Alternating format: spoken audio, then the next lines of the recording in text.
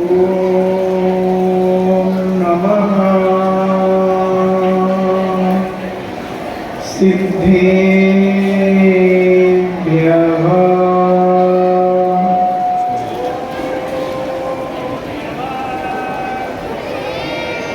ओम नमः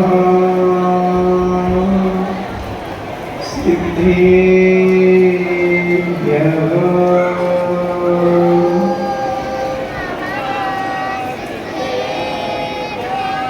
ओम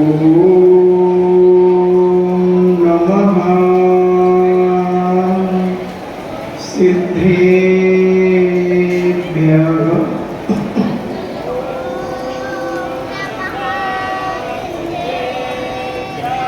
इणमो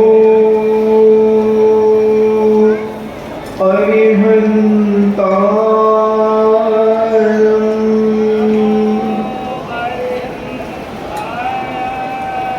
इणमो सिद्धारम्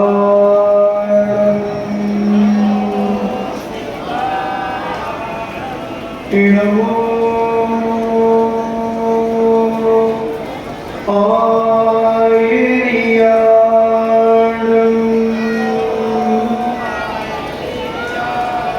इणमो उपध्यायाणम्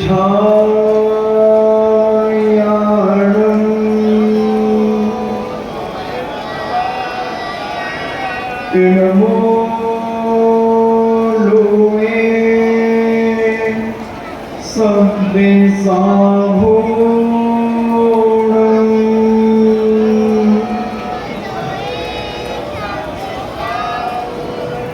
पंच परमेष्टि भगवान की अहिंसामयी वीतराग विश्व धर्म की देवादिदेव 1008 आदि ब्रह्मा आदिश्वर श्री आदिनाथ भगवान की देवादिदेव 1008 श्री अभिनंदन नाथ भगवान की देवादिदेव 1008 चिंतामणि घोर उपसर्ग विजेता श्री पार्श्वनाथ भगवान की देवादिदेव 1008 शासन नायक बाल ब्रह्मचारी भगवान महावीर स्वामी की परम पूजनीय आचार्य श्रोमणि गुरुवर श्री कुंद कुंद महामुनिराज की परम पूजनीय आचार्य श्रोमणि गुरुवर श्री विद्यासागर जी महामुनिराज की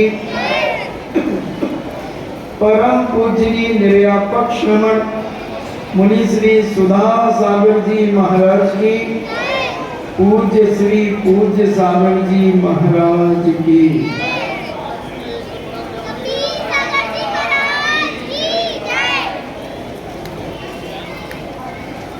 चर्चा चल रही है कि अगर हम व्यक्ति की गलतियों को माफ कर दें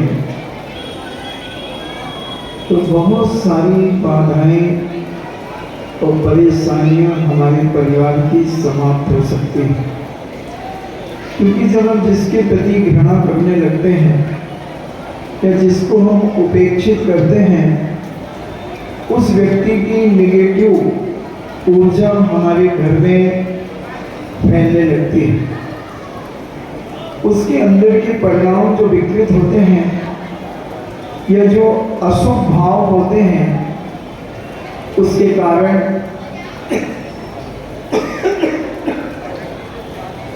हमारे घर का वातावरण दिन प्रतिदिन बिगड़ने लगता है और हम किसी न किसी को दोष देकर के अपना पल्ला छाड़ लेते हैं। गलती किससे नहीं होती है? दुनिया में आज तक ऐसा कोई व्यक्ति नहीं है कि जिसके जीवन में कोई गलती ना हुई। गलतियां तो होती ही हैं, अगर हम उनको नहीं संभालेंगे तो वह व्यक्ति हमारे हाथ से निकल जाएगा। इसलिए जैनाचार्यों ने कहा, संतों ने, महंतों ने, भगवत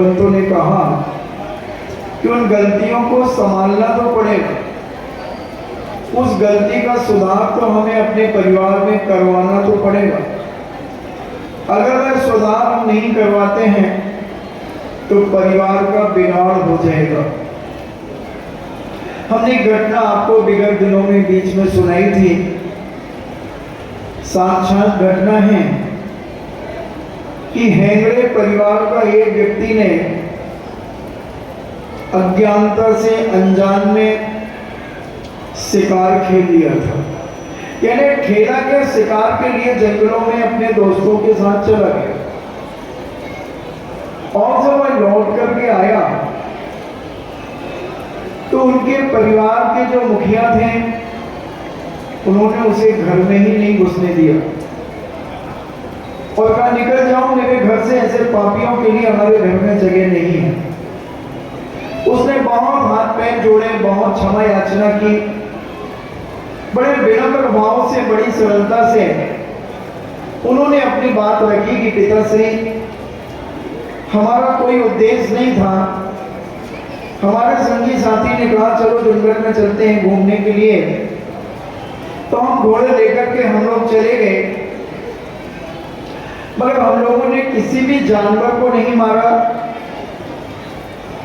हमने मात्र उस जंगल में विचरण किया है और आपके पास जो खबर जिसने भी दी हो उसने यही कहा कि वो शिकार खेलने गए।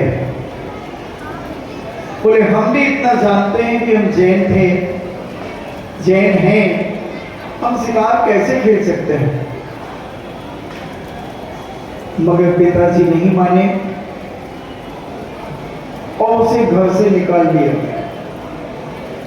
और जब घर से निकाला उस समय 150 साल लगभग हो गए होंगे, 10,000 आदमी उस नगर के उस व्यक्ति के साथ चले गए।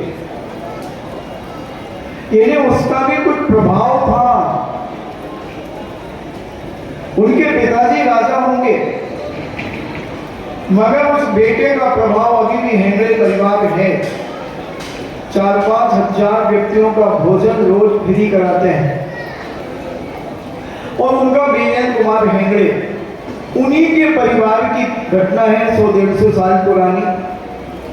काश अगर उस व्यक्ति को दंड देकर के, प्रायश्चित देकर के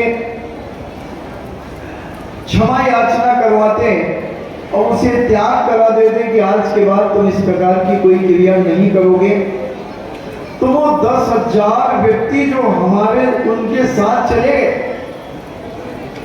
उन 10,000 से आज हमारी समाज 1.5-2 लाख हो गए। हमने स्वयं पर अपने पैर पर कुल्हाड़ी मार दी। तो इंसान की गलतियां होती, मैं ये नहीं कह रहा हूं कि गलतियां उन्हें करने देना चाहिए। अगर उसी चीज को हम बड़े प्रेम भाव से अपना बना करके अगर समझाने का प्रयास करें तो घर में स्वर्ग हो सकता है। गड़बड़ तो करती हैं ये बुजुर्ग माताएं, ये आग लगाती हैं सबसे ज्यादा। देखो खुल्ला से बैठी में कोई मतलब नहीं है, और कोई बहू अगर खुल्ला से आ जाए फिर देखो इनका लेक्चर। आज की बहुएं तो सुनती नहीं है, ये नहीं है, वो नहीं है, पता नहीं कितना बड़बड़ा देंगे। और मैं तो कहता हूं कि आज अगर ये बुजुर्ग माताएं सुधरना शुरू हो जाएं तो घर सुधरना चालू हो जाए। बच्चों से उतना नहीं बिगड़ रहा है, इनके कारण अगर ये थोड़ी सहनशीलता अपने जीवन में अपना ले और किसी की गलती पर नुक्ताचीनी ना करें, उन्हें प्रेम से उसे गले लगाकर अपना बनाकर उस चीज को अगर सुधारने का प्रयास कर दें, तो मैं दावा करता हूं कि आज 50-60% परिवारों में शांति आना शुरू हो जाएगी। एक छोटी सी बात को लेकर के इनकी महीनों चलती है, वो महीनों चलेगी, 1-2 दिन में फिर एक फुसकी छोड़ देंगे। उस दिन भी इसने ऐसा किया था, मैंने समझाया था, ये किया। अरे पुरानी बात क्यों उखाड़ रही हो बड़े मुर्दे, क्या मिल जाएगा तुम्हें उसको, उस उखाड़ने से। मगर उन्हें उसी में मजा आता है, उन्हें अपने घर की शांति बुरी लगती है। मुझे ऐसा लगता है कि कुछ माताओं को घर में अगर शांति बन जाए तो उन्हें लगता कि अरे एक हफ्ता हो गया हमारे घर में थोड़ी किचकिच नहीं हुई, हमारे घर में लड़ाई नहीं हुई, तेरी मेरी नहीं हुई, थारी मारी नहीं हुई, तो चलो अब देखा रहेगी, देखती रहेगी। और अगर बहू के हाथ से कटोरी गिर गई, लूली हो गई का कटोरी गिरा दी, काका हो तो अपनी जिंदगी में पता नहीं, बस इतनी कह दी उसने। अब इतना कहने पर बहू कहती है कि यार गलती तो इंसान से होती है, अब हो गई तो इनको इतनी कहने की जरूरत क्या थी? कायदा तो ये था बेटा पैर के ऊपर तो नहीं गिरी, पैर में चोट तो नहीं आई, कट तो नहीं गया पैर, क्योंकि कटोरी में धार होती है, अगर उल्टी कटोरी गिर जाए तो पांव कट जाए, मगर उसके अंदर कोई ऐसा परिणाम नहीं आया, मगर उसी को डांटना चालू कर दिया। अब बहू भी अगर थोड़ी सी समझदार ना हो तो वो जवाब दे, और जो हंगामा वो जवाब देती, मेरे गलती करती और जवाब देती और बस बड़बड़ाती हुई बाहर निकल जाए रोड, 2-4 परिवार महिलाओं को इकट्ठा कर ले, देख लो भाई। तो ये सब कब तक चलता रहेगा? ऐसे में हमारा घर कभी पवित्र नहीं बन पाएगा, ऐसे में कभी हमारा घर सुख शांति को प्राप्त नहीं कर पाएगा। तो इसलिए मुझे लगता है मैंने जो विचार किया है, और आप तो घरों में रहते हैं, जो मैं कह रहा हूं वो कहां तक गलत और कहां तक सच है। देखो हमारे दादाजी बैठे हैं, कम से कम 70 साल के होंगे, 71 साल के, वो कह रहे हैं बिल्कुल 100% सत्य है ये, कहने उन्हें पता है अपने घर की स्थिति की क्या है। जब एक बुजुर्ग जिस चीज का समर्थन करता है तो मैं समझ जाता हूं कि मैं बिल्कुल सही बोल रहा हूं। तो ये सारी चीजें इनको सुधारना बहुत जरूरी है, मगर ये बुजुर्ग किसी के अंडर में नहीं रहना चाहिए, किसी से नहीं सुधरते। और सूखी लकड़ियां, अब सूखी लकड़ियां को अगर ज्यादा मोड़ो तो टूट जाए और चलाएंगी अपनी, जानती नहीं समझती नहीं, ना जानती है ना मानती और तानती और है। इतनी सी बात को इतना तानेंगी कहो एक छोटी सी बात को एक हफ्ते तक चल जाए घर में वो चर्चा, घूम फिर के वही बात फिर आ जाएगी, घूम फिर के वही बात आ जाएगी।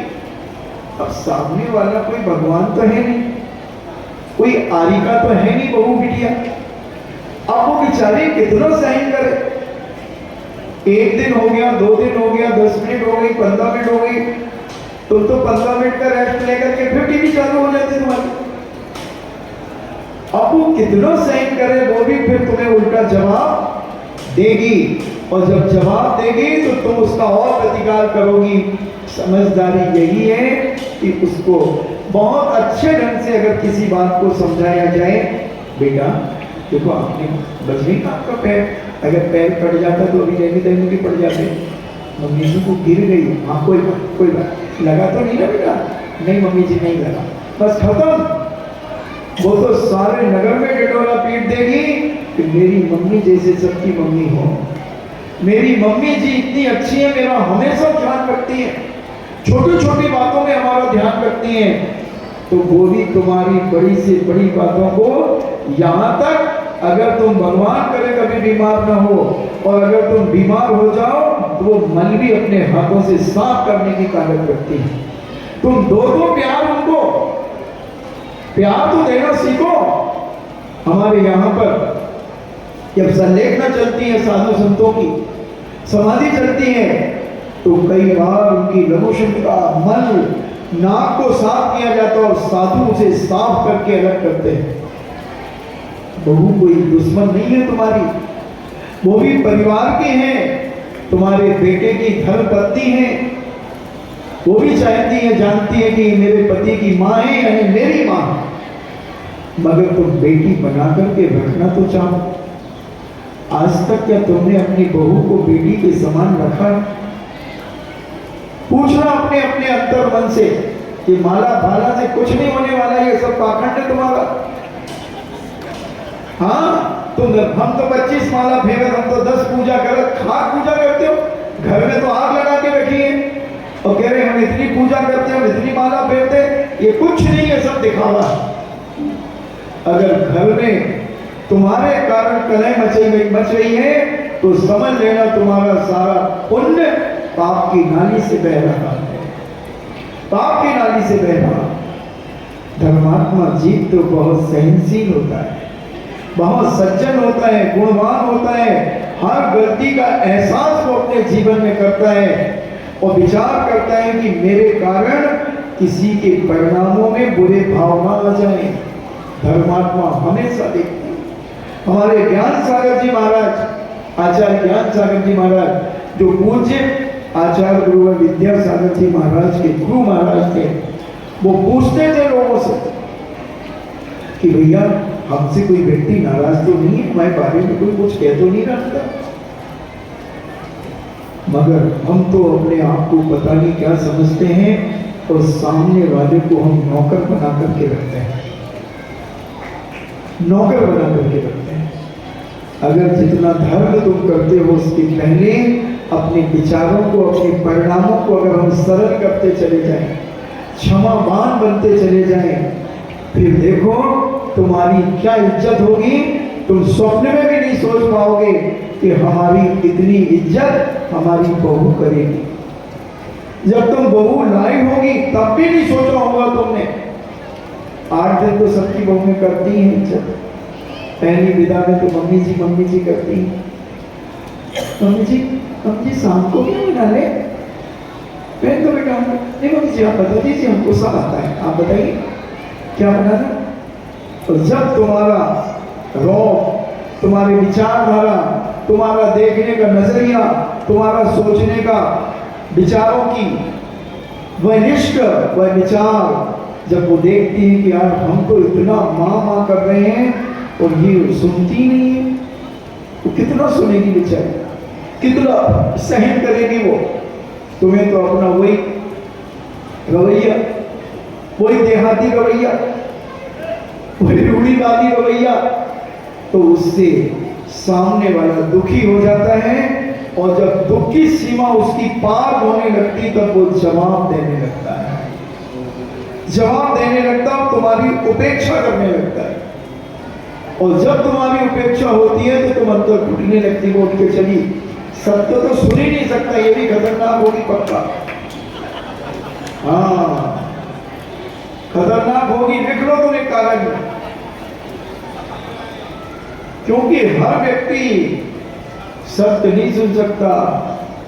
और कहो लड़ पड़े कि तुम महाराज से कह के आई थी कुछ। हाँ मैं तो जानता भी नहीं, पहली बार शकल देखी उसकी, मगर शकल देखते ही पता लग गया कि बहुत खतरनाक है। हर चेहरा खुली किताब है, किताबों में ढूंढते क्या हो, फेस ऑफ द हॉट ऐसा कुछ इंग्लिश में बोलते हैं ना, हॉट ऑफ द फेस, ऐसा कुछ कि फेस से उसके अंदर की विचारधारा को पता चलती है। तो ऐसा अगर हम अपने जीवन में थोड़ा सा नम्रता से पेश आ जाए अपने परिवार में और अपने घर को अपना घर माने, अपने घर को अपना घर माने और घर के सारे सदस्य तुम्हारे हैं और तुम उनके हो, अगर ये परिणाम तुम्हारे जीवन में आ जाए तो तुम्हारा घर स्वर्ग के समान सारी दुनिया में विख्यात हो जाए। स्वर्ग कहीं ढूंढने नहीं जाना है, पहला स्वर्ग तो यही है जहां तुम्हारा निवास स्थान है, जहां तुम रहते हो। क्या करोगे उस स्वर्ग में जाकर के, क्या करोगे वहां? जब यहां तुम सुखी नहीं रह सके तो वहां मानसिक दुखी रहोगे, दूसरों के वैभव देख करके दुखी रहोगे, उनकी देवियां देख करके दुखी रहोगे, उनका प्रभाव देख करके दुखी रहोगे, ना जाने तुम कितना दुख का अनुभव करो। इसलिए पहले छोटे रूप में अपने आप को संभालने का प्रयास करो, समझने का प्रयास करो। अगर हमने छोटे रूप में छोटे छोटे तरीकों को हमने अपने परिवार में अपनाया, हमारा परिवार सुख और शांति से परिपूर्ण होने लगेगा। हम समझते नहीं हैं और अपने घर की बात हम बाहर भेज देते हैं। बाहर 4 लोगों को सुना देते हैं। तुम क्या समझ रहे हो कि हमने 4 लोगों को सुना दी तो हमारी कोई कदर बढ़ जाएगी? तुम्हारी और बेइज्जती और होगी। तुम्हारी ही सहेली कहेगी उसको ऐसा नहीं कहना चाहिए था। हमारे पास हमसे क्यों कहा उसने अपने घर की बात? कहने उसको अपने घर की इज्जत प्यारी नहीं है। कोई सहेली महेली साथ नहीं देती, ध्यान रखना। और लाखों करोड़ों में कोई ऐसा मित्र होता है जो जीवन के अंत तक साथ देता है। बाकी तो सब तुम्हारे मुंह पे मुंह चुपड़ी बातें करते हैं और बाहर जाके तुम्हारा मजाक उड़ाते हैं। भाई उनके घर में शांति नहीं है। उनके घर की कलह तो बहुत खतरनाक है। कैसे रहते होंगे, कैसे रोटी पचती होगी। उनकी सासू ऐसा कह रही थी, उनकी बहू ऐसा कह रही थी, और तुम्हारी बदनामी के अलावा कुछ नहीं प्राप्त होता। अगर हम क्षमा करना सीख जाएं, क्षमा करना सीख जाएं अपनी जिंदगी में, तो मैं कहता हूं तुम्हारा घर इतना आनंदमय रहेगा, इतना सुखमय जीवन रहेगा। जैसे वो दादाजी को, बहुत पुरानी एक घटना स्मरण दिला रहा हूं, जैसे वो बहू ने कह दिया था दादाजी को भूख आ गई। दादाजी ने इमरती की प्लेट मांगी थी कि एक देखो, ए भाई बात नहीं करो। वो माला पे गई और उससे बातें कर रही। अब बताओ इनकी अकल कहां ठिकाने चलेगी? अब इस वक्त एक सिया बैठी बिल्कुल एक ही थाली की चट्टी बट्टी है मेरे साथ। तो दादाजी को जब उस बहू ने इतनी गंदी बात कही, दादाजी बिल्कुल भी उत्तेजित नहीं हुए। दादाजी ने अपने आप को धिक्कारना शुरू कर दिया कि देखो तो मेरी इस 4 अंगुल की जिह्वा की गुलामियत, मैंने इतना लाखों करोड़ों रुपया बच्चों को बांट दिया और एक प्लेट इमरती में मेरी नियत चली गई। धिक्कार है मेरी जिंदगी, धिक्कार है।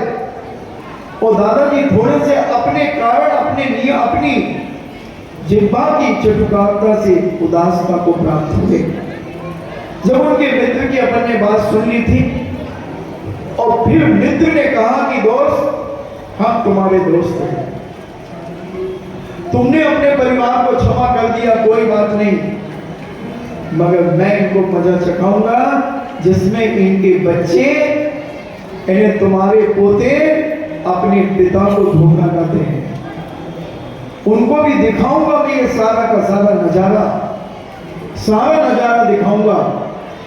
और उसने अपने घर उन्हें बुला करके इमरती तो खिलाई और अपनी सलाह दी कि एक बार तो मजा चखाना, एक बार मजा चखाना है इनको। और बनाओ पीले कागज की ईंट पे लपेटो तुम सोने के कागज लपेटो और चलो, रखो थैले में रख के चलो और पेटी में जमाना और थोड़ा सा तौल करना। दरवाजे की सांसों से जब बहू ने देखा कि दादाजी ने तो अभी नाखून का मैले नहीं दिया हम लोगों को, 50-50 लाख रुपए दे दिए चारों बेटों को, आभूषण दे दिए, मगर दादा के पास तो अभी 5-7 किलो सोना और है, 5-7 किलो सोना और है अभी।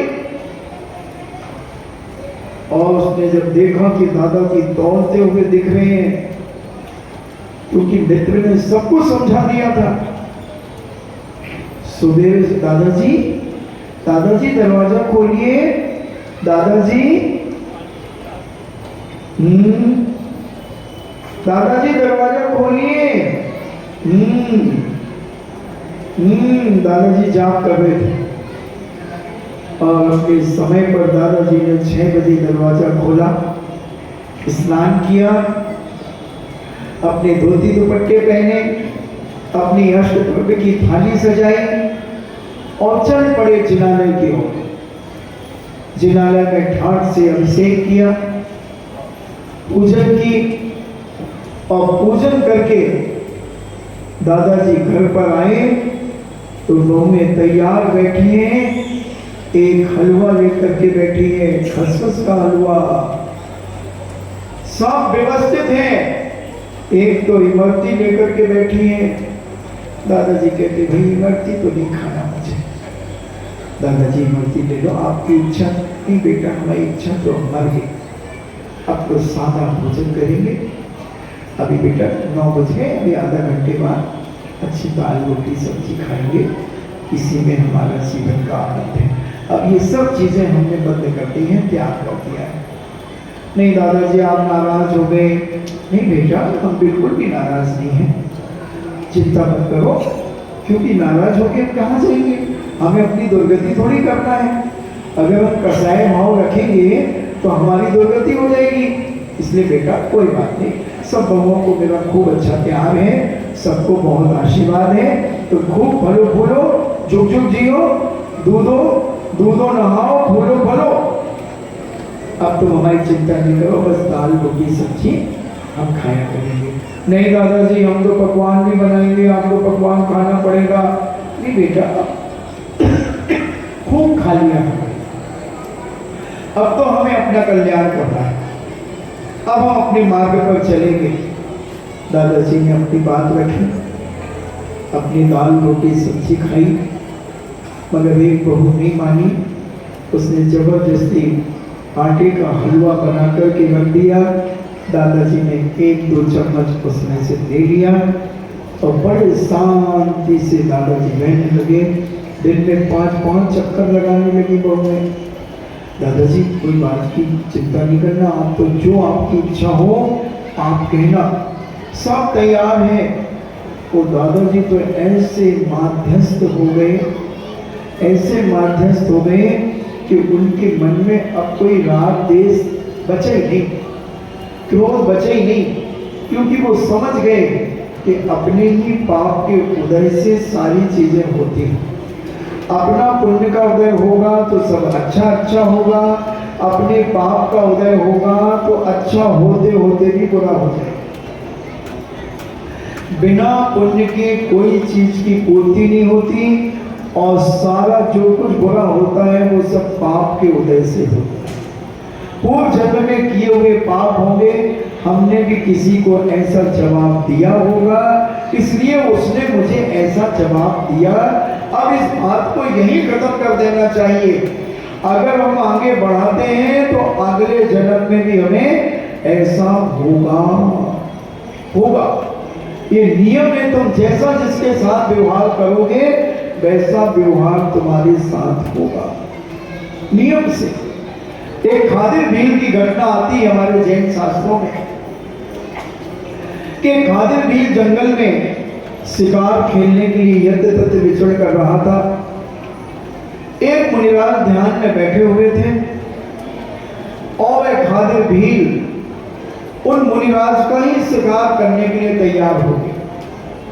तीर तान लिया उसने मुनिराज के ऊपर, मगर उसकी भीलनी जो थी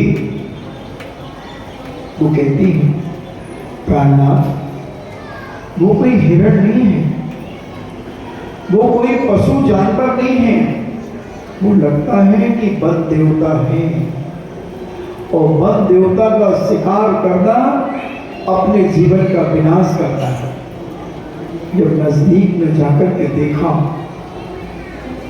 परम वीतरागी मुद्रा, शांत मुद्रा, उस मुद्रा को देखकर वह खादिर भील आश्चर्यचकित हो गया और कहता, मैं पापी इनको मार रहा था, इनके ऊपर तीर चलाने के लिए मैं तैयार हो रहा था, और अपना तीर कमान चरणों में रख करके हाथ जोड़ करके उनके पास बैठ गया। मुनिराज कुछ समय के बाद ध्यान से उठे, उस तीर कमान से युक्त व्यक्ति को देखा, उसकी भीलनी को देखा। महाराज अवधि ज्ञानी थे अवधि ज्ञान से जाना कि वो इस पुरुष की होनहार बहुत अच्छी है। अगर समय पर इसे सदुपदेश मिल गया, समय पर अगर इसके जीवन पर उपदेश का प्रभाव पड़ गया तो इसका कल्याण हो जाएगा। तो ये मत समझना कि केवल जैनों का ही कल्याण होता है। गिरे से गिरे व्यक्ति का भी कल्याण हो सकता है जैन दर्शन के अनुसार। जैन दर्शन का कर्म सिद्धांत था सटीक है कि दुनिया के किसी भी दर्शन के पास ये कर्म सिद्धांत नहीं है बंधुओं। और उस खादिर बेल के जोड़े हुए हाथ को देखकर तुम जिसे फेस रीडिंग कहते हो, हमारा वो अवधि ज्ञान सब कुछ जानता है कि ये व्यक्ति कैसा है, आगे क्या होगा, इसका भूत भविष्य वर्तमान की कई भावों को जानते हैं अवधि ज्ञान के माध्यम से। एक विशिष्ट ज्ञान होता है, जैसे तुम्हें समझाने के लिए मैं कहूं, तुमने जैसे टीवी में महाभारत का युद्ध देखते समय एक संजय दृष्टि जो वहां बैठा बैठा पूरे युद्ध का हाल सुनाया करता था, तो ऐसे ये तो उन्होंने कल्पना की है, रामायण बनाने वालों ने, महाभारत बनाने वालों ने, मगर ऐसा विशिष्ट ज्ञान हुआ करता था जिसे हम जैन दर्शन में अवधि ज्ञान कहते हैं।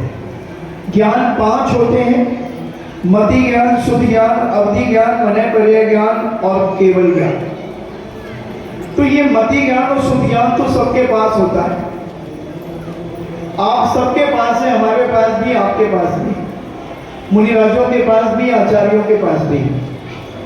मगर एक विशेष तपस्या के प्रभाव से, तप के प्रभाव से, ज्ञानावर्णी कर्म के क्षयोषम के प्रभाव से अवधि ज्ञान हो जाता है, जो इंद्रिय और मन की सहायता के बिना जानता है, वह अवधि ज्ञान होता है। इस बिल्डिंग के पीछे क्या हो रहा है वो अवधि ज्ञान के माध्यम से जान चाहिए। फिर एक मनयपर्यय ज्ञान होता है कि इस समय वो केवल मुनिराजों को ही होता है और पंचम काल में किसी भी मुनिराज को नहीं होगा। ऐसा वह मनयपर्यय ज्ञान कि आपके मन में क्या चल रहा है, आप क्या सोच रहे हैं, वो मुनिराज को पता लग जाएगा। आपने 10 दिन पहले क्या सोचा था, कितना सोचा था, वो सब जान जाएंगे और आप आगे क्या क्या सोचोगे वो भी जान जाएंगे। चिंतित, अर्धचिंतित, सब कुछ वो आपके मन में जो भी आप विचार करेंगे वो सब उनको पता चल जाएगा। ये मनयपर्यय ज्ञान कहलाता है और ये चतुर्थ काल में ही होता है, अभी पंचम काल में नहीं होता। फिर इसके बाद केवल ज्ञान होता है जिसे परफेक्ट नॉलेज कहते हैं, संपूर्ण ज्ञान, पूरे 3 लोक का ज्ञान, भूत भविष्य वर्तमान की अनंत द्रव्य गुण पर्यायों को एक साथ जानते हैं, एक साथ जानते हैं। ऐसे पूज्यवर अनंत भगवान होते हैं। केवली अनंत कहो, अनंत केवली कहो, सर्वज्ञ कहो, जो भी आप कहो, अनेक नामों से जिन्हें पुकारा जाता है, ऐसे पूज्यवर, उन्हें फिर उसके बाद मोक्ष हो जाता है। तो अधिक से अधिक कितने ज्ञान हो सकते हैं एक साथ? 4। 2 ज्ञान कम से कम मति ज्ञान और शुद्ध ज्ञान, और फिर तीसरा ज्ञान अवधि ज्ञान, और चौथा मनयपर्यय ज्ञान, और एक केवल ज्ञान होता है केवल ज्ञान। तो ऐसे ज्ञान को धारण करने वाले पूज्यवर ने देखा कि इस धीर की होनहार बहुत अच्छी है। उसकी पत्नी तो कांप रही थी कि अभी कहीं अभिशाप न दे दे, क्योंकि ये तीर चलाने के लिए तैयार हो रहा था। मगर मुनिराज तो क्षमा के भंडार होते हैं, करुणा के भंडार होते हैं। पूज्यवर ने कोई ध्यान नहीं दिया कि मुझे तीर से मार रहा था। उन्होंने क्षमा करते हुए कहा, हे धीर, तेरा भी कल्याण हो, तेरी आत्मा भी परमात्मा बने, तेरे जीवन का उद्धार हो। भीड़ कहता है भगवान मेरा भी कल्याण हो सकता है। हाँ हाँ क्यों नहीं, क्यों नहीं। क्या करते हो तुम? महाराज मैं शिकार खेलता हूं, मैं शिकार खेलता हूं। अच्छा तो शिकार खेलने का त्याग कर दो। महाराज वही हमारी आजीविका है। तो तुम शिकार करके क्या करते हो? हम शिकार करके उसका मांस खाते हैं। तो मांस खाने का त्याग नहीं कर सकते? नहीं महाराज। तो एक काम करो, कौवे का मांस का त्याग कर सकते हो? सोचता है थोड़ी देर। हाँ महाराज मैं कर सकता हूं।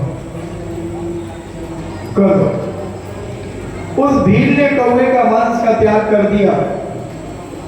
गुरुदेव ने उसे और क्षमा कर दिया और प्रसन्नता से भर गए गुरुदेव। उसी प्रकार तुम्हें भी विचार करना चाहिए, जो जो चीजें तुम नहीं खाते हो उसका त्याग कर देना चाहिए।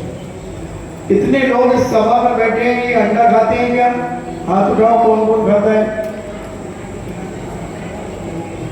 नीचे वाली माताएं, नीचे वाले भाई, अगर नहीं खाते हो तो वही कायो सबको अगर त्याग कर देना कि आज के बाद हम कभी अंडे का सेवन नहीं करेंगे।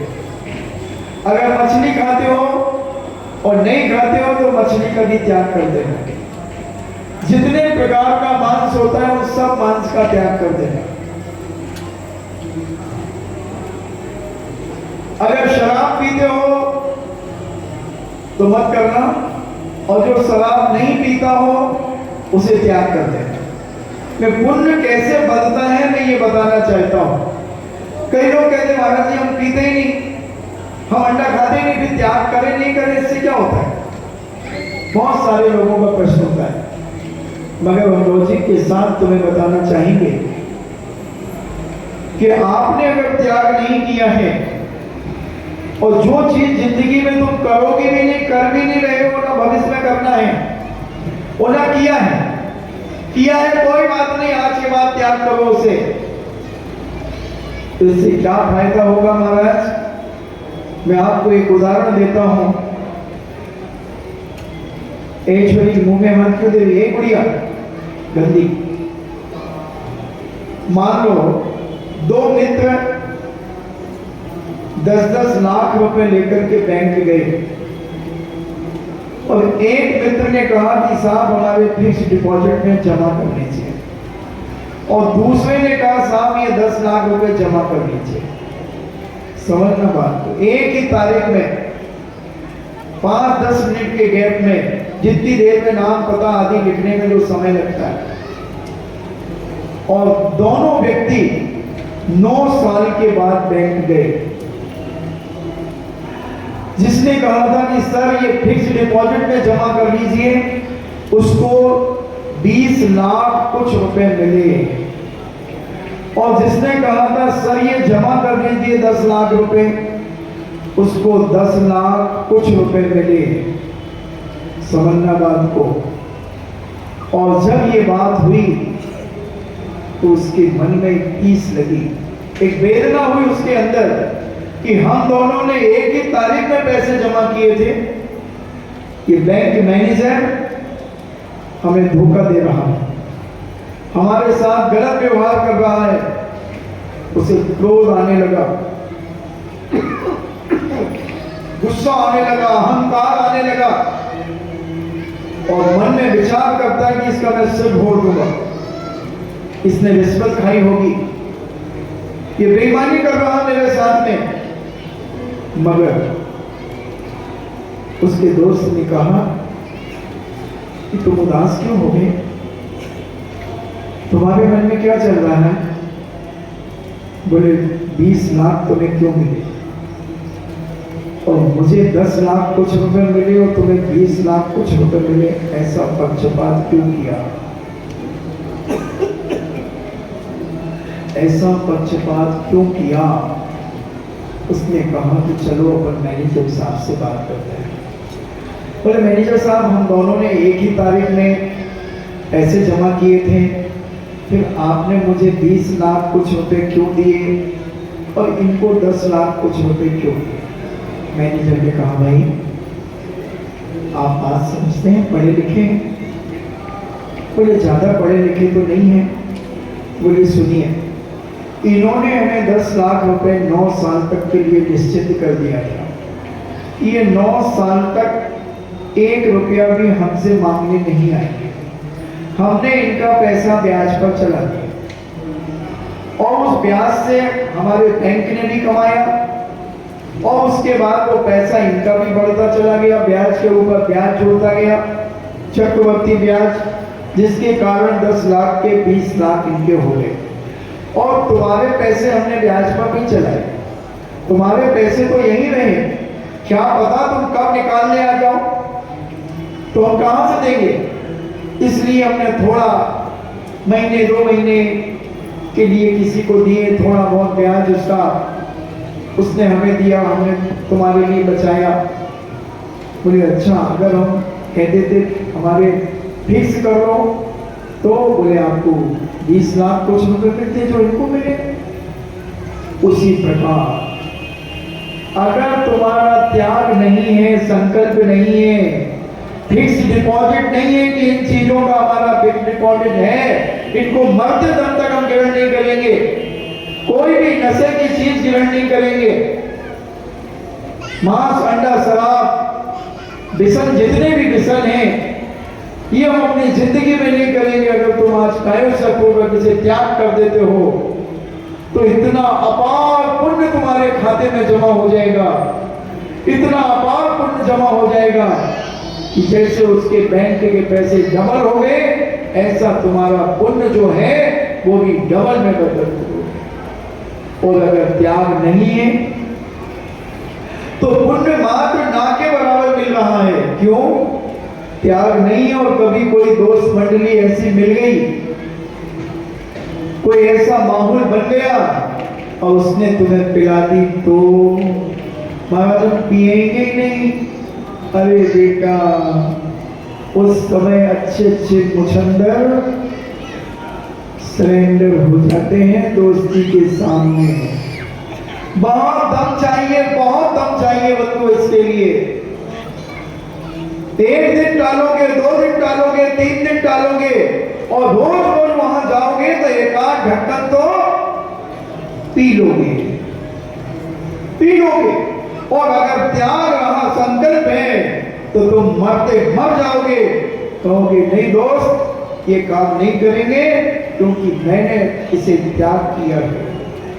क्या त्याग की बहुत बड़ी महिमा है बंधुओं, बहुत बड़ी महिमा। तो जो हम अपनी जिंदगी में करते ही नहीं है, करना ही नहीं है, उसका हमें त्याग कर देना चाहिए। सबसे पहले उसका त्याग करना चाहिए जो हमें जिंदगी में कभी वो काम करना ही नहीं है।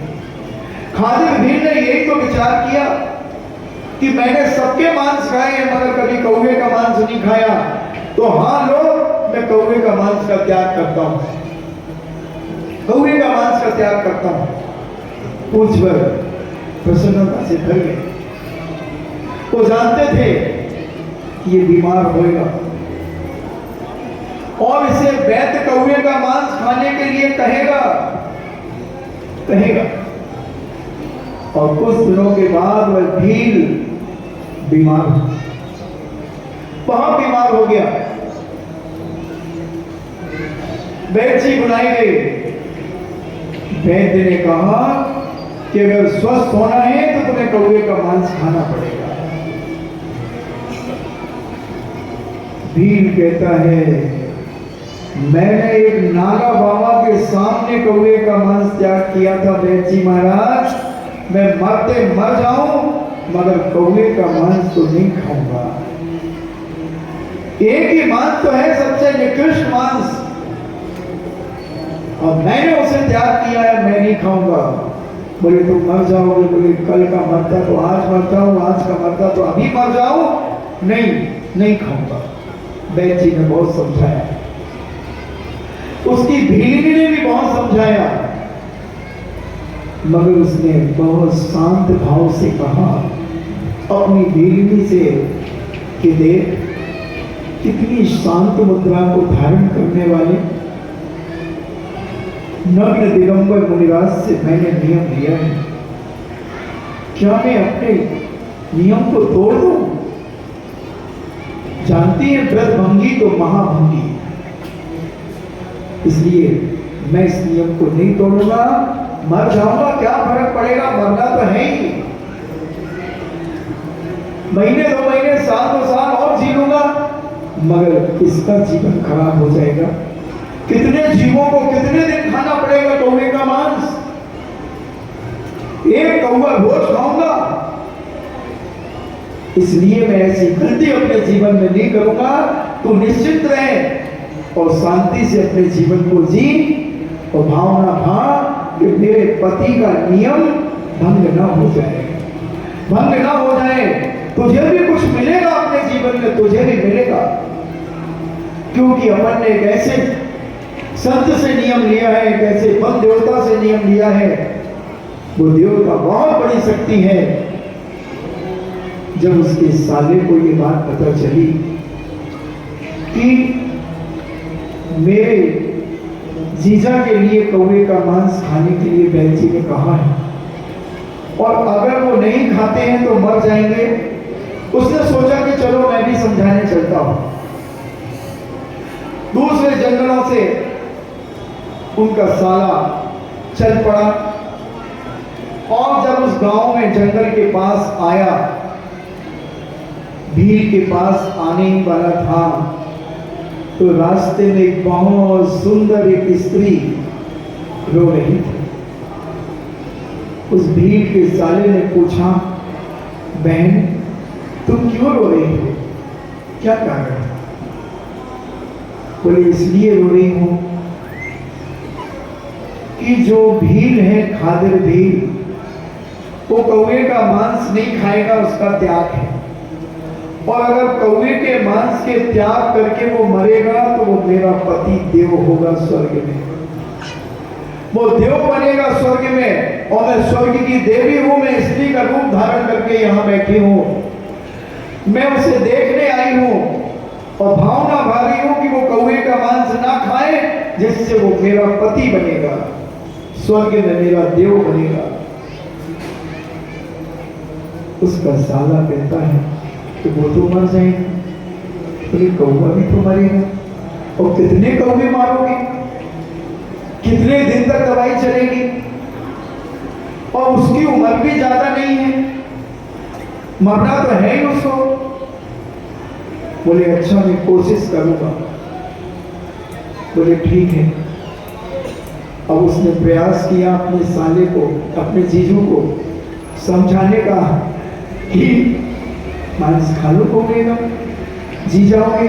वो कहता नहीं, ये बात तो किसी की भी नहीं मानूंगा। भगवान भी आकर के अगर कह दे कि तू कौवे का मांस खा ले और जीवित हो जाएगा, तो मैं मर सकता हूं, मगर भगवान की बात भी नहीं मानूंगा, क्योंकि मुझे उन पर इतना विश्वास है, उनसे उनके निकली हुई मुख की बात मुझे बहुत ज्यादा विश्वास कर गई। मेरे जीवन में आनंद ही आनंद आ रहा, भले मैं बीमार हूं, तकलीफ है, मगर मेरे मस्तिष्क में बहुत शांति है, बहुत शांति है मेरे मस्तिष्क में। और वह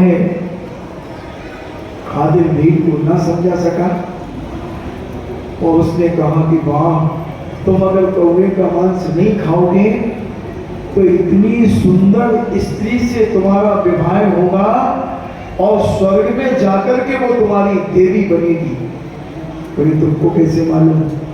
बोले रास्ते में वो मुझे मिली थी, रास्ते में वो मुझे मिली थी और रो रही थी। बोले क्यों रो रही थी? बोले इसलिए कि मैं तुम्हारे पास आ रहा था और तुम्हें समझाने के लिए कि तुम कौवे का मांस खा लो। तो उसे डर था कि कहीं तुमने खा लिया तो तुम दुर्गति चले जाओगे और मेरे पति नहीं बन पाओगे, इसलिए वो रो रही थी। खादिर भी कहता है एक कौवे के मांस का त्याग करने पर मैं स्वर्ग जाऊंगा, स्वर्ग का देवता बनूंगा। बोले हाँ ये सत्य है, तो खादिम भील कहता है कि जब एक कौवे के मांस में स्वर्ग मिलता है तो स्वर्ग कितने होते हैं? 16 स्वर्ग होते हैं। तो लोग जीवन भर के लिए सभी प्रकार का मांस का त्याग करते हैं, सभी प्रकार का मांस का त्याग करते हैं। और उसने संकल्प कर लिया और 2-3 घंटे में उसका मरण हो गया। साला उसकी दाह संस्कार करके 2-4 घंटे के बाद अपने घर चला गया। रास्ते में पुनः वही स्त्री मिली, फिर रो रही थी फूट फूट करके। अरे बोले अब क्यों रो रही है? उसने कौवे का मांस नहीं खाया, उसने तो संपूर्ण मांस का ही त्याग कर दिया, संपूर्ण मांस का ही त्याग कर दिया। वो बोले इसीलिए तो रो रही हूं मैं कि अब वो और ऊपर वाले स्वर्ग में चला गया। अगर कौवे अकेले का मांस त्याग करता तो वो मेरा पति बनता, मगर संपूर्ण मांस का त्याग करने के कारण वो और ऊपर के स्वर्गों में चला गया, इसलिए मैं रो रही हूं।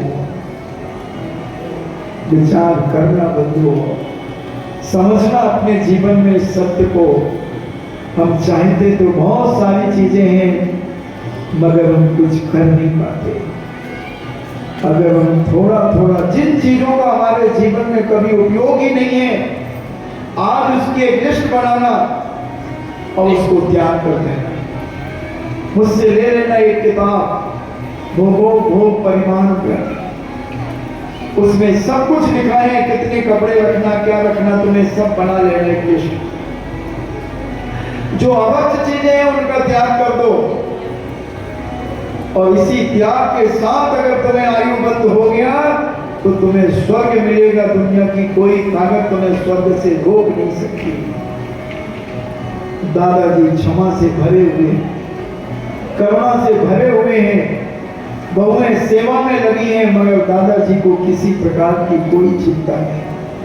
दादाजी कहते बहुत खाया, अरे रुक जाओ 5 मिनट 10 मिनट, कहाँ जा रही हो? देखो मैं दुपहिया होते पहुंची, इतने से निकल के बाहर होते बैठी बा।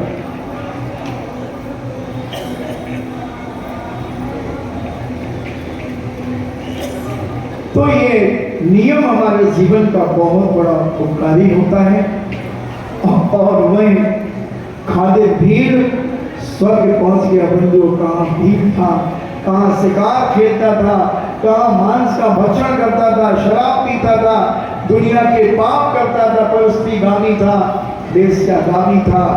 नीच जाति का आदमी सारे पाप में लिप्त रहता है, मगर नीच से भी ऊंच बना जा सकता है, पति से भी पावन बना जा सकता है।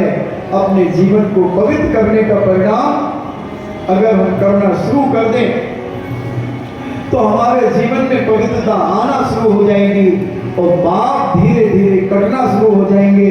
सारे जीवन भर के पाप उसके कहां चले गए और वो तो स्वर्ग में अकृत्रिम चैत्यालय के दर्शन करने लगा, पूजन करने लगा। क्योंकि स्वर्ग में तो नियम है, जो भी जीव यहां से मरण करके जाएगा और स्वर्ग अगर गया है, चाहे वो व्यंतर बना हो, चाहे भवनवासी बना हो, चाहे जोशी बना हो, चाहे वैमानिक बना हो, जो भी देव बनेगा उसे अकृत्रिम चैत्यालय में स्नान आदि करके जिनेन्द्र भगवान का अभिषेक करना ही पड़ेगा।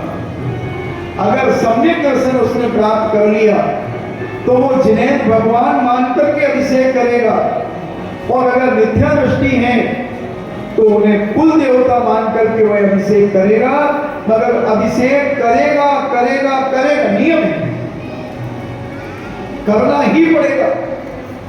उसके उत्पन्न उत्पाद सैया के ऊपर उत्पन्न होता है, यहां से जीप मर करके। उत्पाद सैया मतलब पलंग, तुम्हारी भाषा में बता दूं, बिल्कुल सजा हीरे मोती से सजा होता है और उसमें कपाट होते हैं। जैसे ही जीव यहां से मर के उस पलंग में जाता है, कपाट बंद हो जाता है और 48 मिनट के बाद कपाट खोलते हैं और 15-16 साल का जवान जैसे युवा होता है, ऐसा उस उत्पाद सैया से उठता है वह जीव। उसे देव, पहले के देव उसका इंतजार करते हैं। अगर सम्यक दृष्टि देव है तो बड़े बड़े देवता भी उसका इंतजार करते। वो पूछता मैं यहाँ कहाँ आ गया, कहाँ आ गया। तो अपना अवधि ज्ञान लगाता है, ओहो मैंने मांस का त्याग किया था, मैंने संपूर्ण मांस का त्याग किया था, जिसके कारण मैं स्वर्ग में देव बना और सारे लोगों से स्नानागार में ले जाएंगे, स्नान करेगा, वस्त्राभूषण पहनेगा और जिनालय में जाकर जिनेंद्र भगवान का अभिषेक करेगा। फिर अपने विमान में जाएगा, अपनी देवियों को देखेगा कि मेरी देवियां कौन कौन है। सबसे छोटा जो देवता होता उसकी 32 देवियां होती। तुम्हारी कितनी है? एक तो है, बाकी वो मानसिकता में पूछ लो। तो उसकी तो 32 होती है, 32 के बाद कोई मानसिकता में भी नहीं होती है। और 32 देवियां होती हैं। सबसे पहले तो वो देखता है और पहले और दूसरे स्वर्ग में देवियां उत्पन्न होती हैं। वो अवधि ज्ञान से जानता है कि मेरी देवी उत्पन्न हो गई क्या, और वहां से आता है और अपनी देवियों को लेकर के वापिस चला जाता है। इससे सिद्ध मैं क्या करना चाहता हूं कि बारात आती है, बारात आती है और आज बालिका की बारात जाती है। यानी अपनी अपनी होने वाली श्रीमती को स्वर्गीय देवता भी अपनी देवी को लेने नीचे आता है। उसी प्रकार हर दूल्हे राजा को अपनी धर्म पत्नी के लिए लेने आना चाहिए, बारात आना चाहिए। इसके कई कारण मैंने बुजुर्गों से पूछे कि ये बारात की क्या परंपरा है। आज लोगों ने जो शॉर्टकट निकाला कि लड़की वाला भी वहीं पहुंच जाए, लड़के वाला भी वहीं, और कितना खर्च बच जाता है बाबूजी। बोले महाराज ये खर्च भाड़ में जाए, कितना बच जाएगा? 2-4 लाख बच जाएंगे, कौन सी जायदाद बच जाएगी। मगर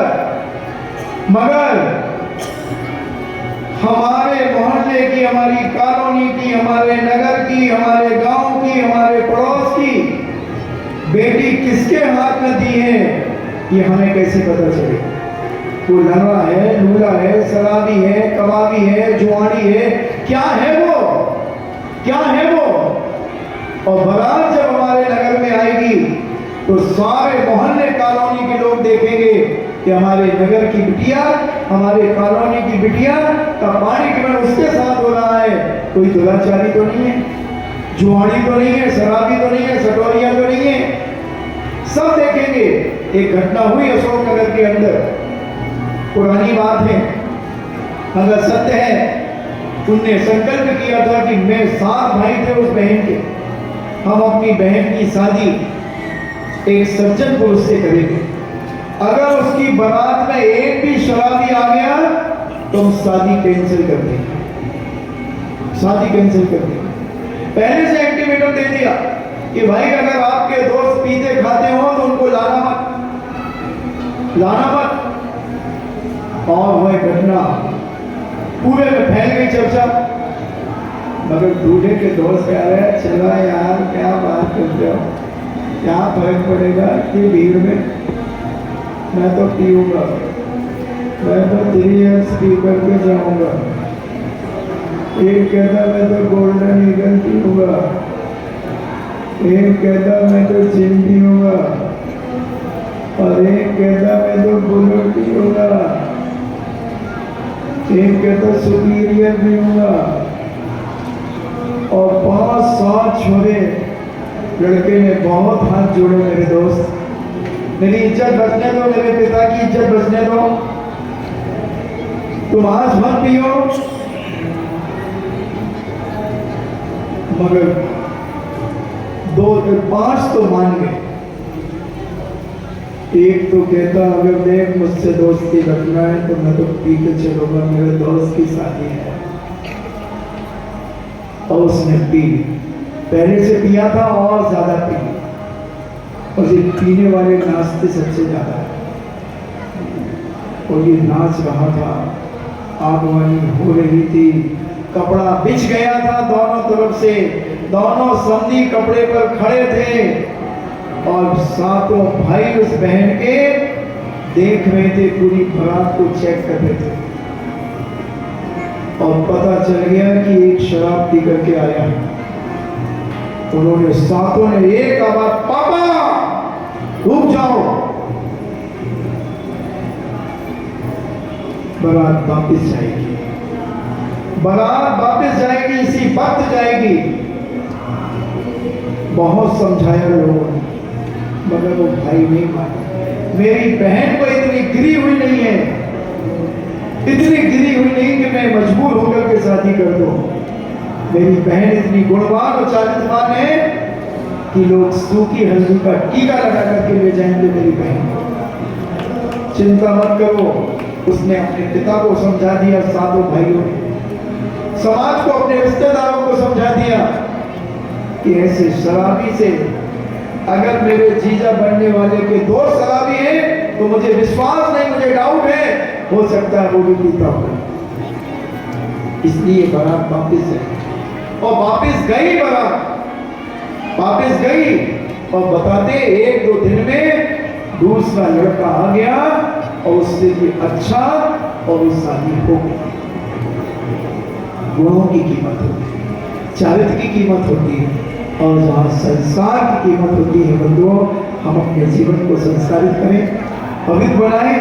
और गलतियां, घर को पहले शांत करने के लिए हमारी बुजुर्ग माताओं से कहना है कि तुम बड़बड़ाना कम करो, नहीं तो अंत समय नमोकार मंत्री तुम्हारे मुंह से नहीं निकलेगा, क्योंकि तुम इतना बोल लिया है, इतना बोल लिया तुमने कि तुम्हें गालियां निकलेगी और मंत्र नहीं निकलेगा। आज बहुत सारे लोग आते हैं, महाराज जी, पापा जी नमोकार मंत्र नहीं सुनते, प्रवचन नहीं सुनते, टीवी नहीं देखते, प्रवचन बंद करो इसको, और खाने की लो गालियां बकते हैं, हाथ पैर फड़फड़ा रहे हैं। महाराज जी क्या करें? हमने कहा उसने जिंदगी में खूब चिल्लाया होगा, डांटा होगा। बोले महाराज जी वो तो सभी जानते हैं, अड़ोस पड़ोस के सब लोग जानते हैं। हमने नियम से उसे ट्रेन चालू का बंद हो गया होगा जब ही हाथ पैर फड़फड़ा रहा है, गूंगा होगा, गूंगा। खूब बोला है, खूब उल्टे सीधे लांछन बहुओं को लगाए हैं। शुरू का प्रवचन जिनने सुना होगा, मैं उसी को तो दिया था। ये डुकरिया सुधर जाए तो मैं कहता हूँ घर स्वर्ग हो जाए, घर स्वर्ग हो जाए। जय चिल्लाती, जय बड़बड़ाती रहती, ये अपने आप को पता नहीं क्या समझती है।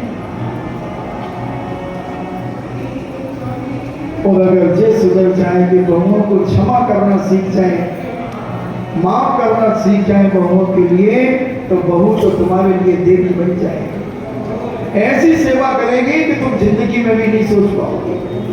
मगर वो इतनी घुट जाती है तुम्हारी हरकतों से, और जब तुम बीमार होती हो तो उसे तुमसे घृणा और नफरत होने लगती है। तुमने कभी गले लगाने का प्रयास ही नहीं किया अपनी बहू को, कभी बेटी तुमने माना नहीं अपनी बहू को, कभी प्यार तुमने दिया नहीं अपनी बहू को। केवल लांछन लगाने के अलावा, चिल्लाने के अलावा क्या किया तुमने? आज सोने के पहले 10 मिनट विचार करना कि हमने अपनी बहू के साथ कैसा व्यवहार किया। जब दिन से वो आई है और आज तक उसके लिए हमने अच्छा कितना सोचा है और उसके बुरा कितना सोचा, उसके लिए जलील कितना किया, उसे डांटा कितना किया हमने। आज पूछना अपने इस बेईमान मन से, इस पापी मन से पूछना, अगर वाकई में तुम्हारे अंदर मां की शक्ति है तो आज तुम अपने ईमान को नहीं खोगी, तो अपनी गलती का एहसास करोगी और बहू की गलती को माफ करोगी। फिर वही बहू तुम्हारे लिए कैसी आदर्श बनेगी, ऐसी सेवा भावी बनेगी कि तुम्हारी लैट्रिन भी फेंकने के लिए वो तैयार हो जाएगी। नहीं लगाएगी नौकरानी, नहीं लगाएगी कोई आया, सब कुछ वो अपने हाथ से करेगी। आज भी ऐसी बहुएं हैं जो अपनी सासू की, दादी माँ की सेवा अपने हाथों से करती हैं और अपने हाथ से उनकी जिंदगी देखती है, क्योंकि उन्हें इतना प्यार दिया है, इतना उन्हें माना है अपना।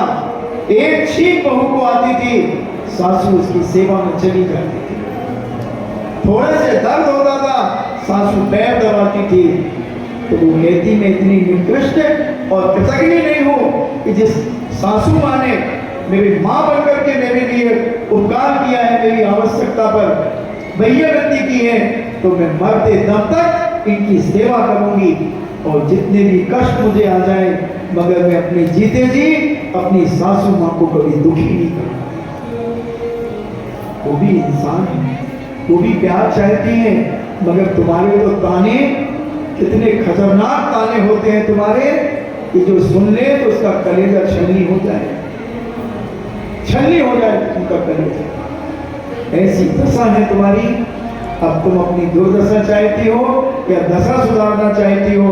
आज का प्रवचन बुजुर्ग माताओं के नाम, आज की शाम बुजुर्ग माताओं के नाम।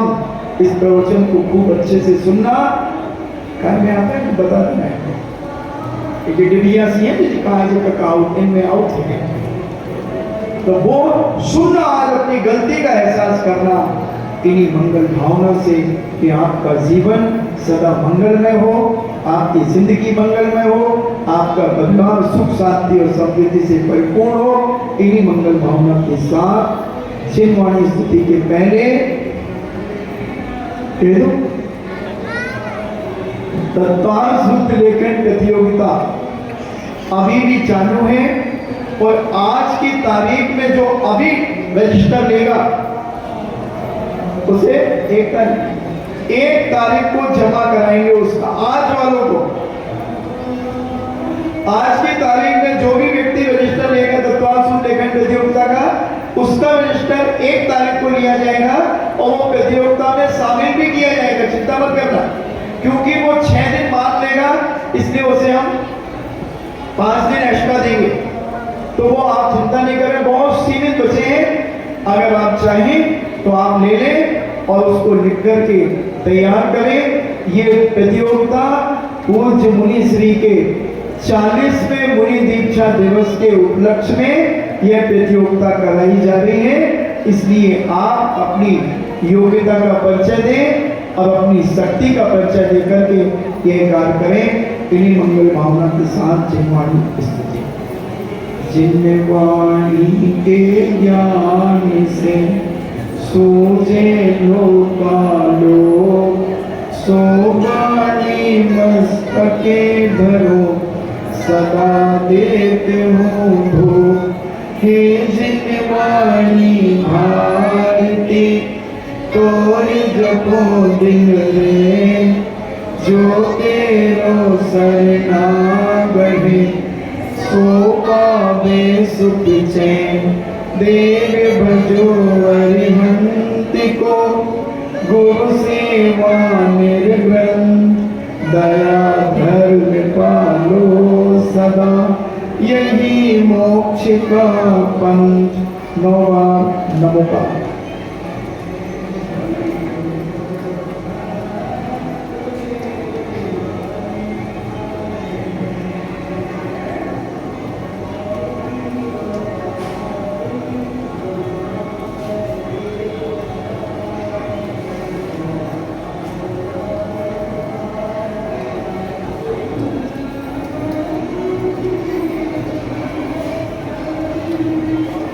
परम पूजनीय द्वादशांग चिन्मवाणी माता की।